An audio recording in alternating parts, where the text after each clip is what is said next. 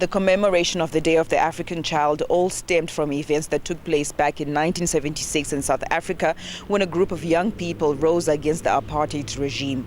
All they wanted was to be taught in their local languages and not in Afrikaans. It is known as the Soweto Uprising. Thousands of students took to the streets on that fateful day, protesting against the law which forced all black schools in South Africa to use Afrikaans as a language of instruction.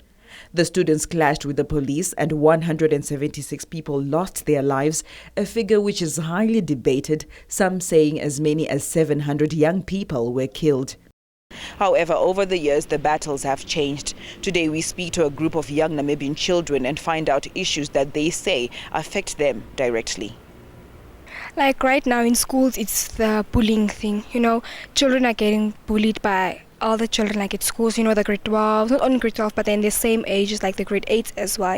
It's really affecting like a lot of children in our school because like they don't want to come to school anymore. It's such a big issue, like they go home crying. Sometimes the parents think, just go to school, nothing will happen. But then their child is like faced with the problems because like, what will you go do to what will you go tell the bully? Drugs is in our communities, so we are growing up, teenagers start using drugs.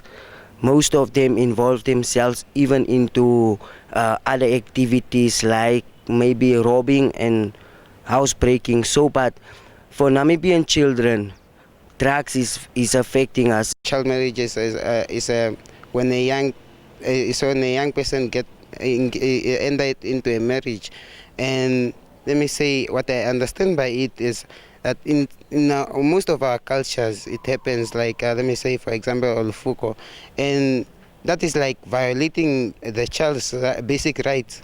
Well, I think child marriage and teenage pregnancy are one of the major factors that need a little bit of tackling, especially I think teenage pregnancies. Our society, the adults do not want to talk to kids about these sexual practices before they engage, so it's like a taboo, they're taking the traditional way of things. They don't want to go modern and, tell their kids what's right, what's wrong.